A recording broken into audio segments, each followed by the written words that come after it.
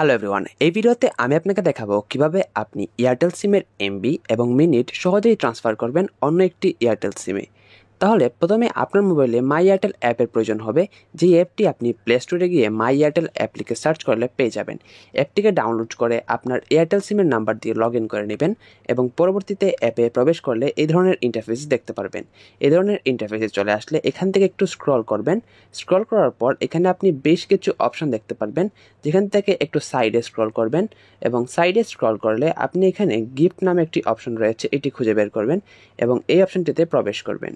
এই অপশনে প্রবেশ করার পর এখানে আপনি উপরে দেখতে পারবেন বাইং ফর দুইটা অপশন রয়েছে, একটা হচ্ছে সেলফ এবং অন্যটি হচ্ছে গিফট।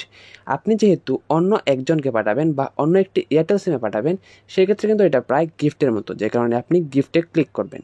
আর যদি নিজের জন্য কিনতে চান সেই ক্ষেত্রে সেলফ অপশনে ক্লিক করবেন। সো আমি যেহেতু অন্য একটি সিমে গিফট পাঠাবো বা কীভাবে ট্রান্সফার করতে হয় সেই নিয়মটা দেখাবো, তাই আমি গিফট অপশনে ক্লিক করলাম এবং দেখতে পাচ্ছেন এখানে ভ্যালিডিটি নামে একটি অপশন রয়েছে। এটা হচ্ছে মূলত মেয়াদ, অর্থাৎ আপনি যে প্যাকটি পাঠাবেন সেই প্যাকে কতদিন মেয়াদ দিবেন। আমি এখান থেকে দিয়ে দিলাম 30 দিন এবং রয়েছে ইন্টারনেট, অর্থাৎ আপনি কত এমবি পাঠাবেন, কত জিবি পাঠাবেন সেটা এখান থেকে দিয়ে দিবেন।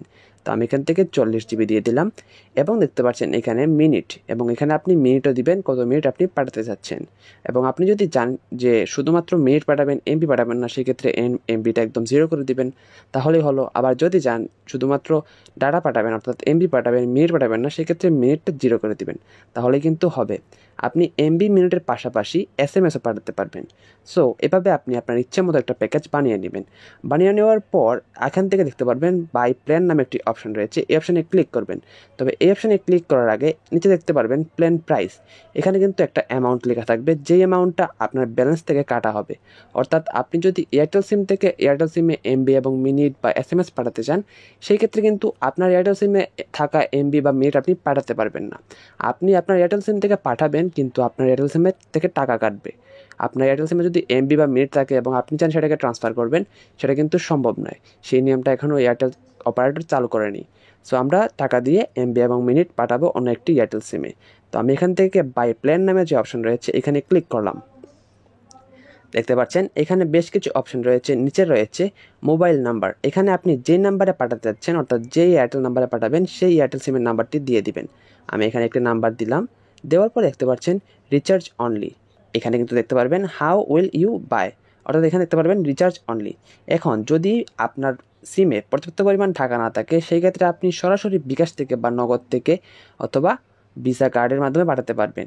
সো আমি এখান থেকে যদি বিকাশের মাধ্যমে পাঠাতে চাই, সেই ক্ষেত্রে বিকাশ অপশনে ক্লিক করব এবং পরবর্তীতে এখান থেকে বাই নাও নামে যে অপশনটি রয়েছে এটা অন হয়ে যাবে। এখানে ক্লিক করার পর আমার কিন্তু বিকাশ অ্যাকাউন্টে নাম্বারটি চাইবে, যে বিকাশ অ্যাকাউন্ট থেকে আমি টাকাটা আনতে চাচ্ছি। বিকাশ অ্যাকাউন্টের নাম্বারটা দিব। দেওয়ার পর একটা বিকাশ অ্যাকাউন্টে কোড চলে যাবে, যে কোডটি দেওয়ার সাথে সাথে কিন্তু অ্যাকাউন্ট থেকে পর্যাপ্ত পরিমাণ ব্যালেন্স যদি থাকে, সেক্ষেত্রে সেই অ্যামাউন্টটা কেটে নেওয়া হবে এবং আপনি যাকে পাঠাতে যাচ্ছেন তার অ্যাকাউন্টে একদম মিনিট এবং এমবি চলে যাবে। সো এইভাবেই আপনি চাইলে এয়ারটেল সিম থেকে এমবি এবং মিনিট ট্রান্সফার করতে পারেন খুব ইজিলি। ভিডিওটি আশা রাখছি আপনাদের অনেক উপকারে আসবে। ভিডিওটি ভালো লাগলে ভিডিওতে লাইক করবেন। আমাদের চ্যানেলে নতুন দর্শক হয়ে থাকলে চ্যানেলটি অবশ্যই সাবস্ক্রাইব করবেন।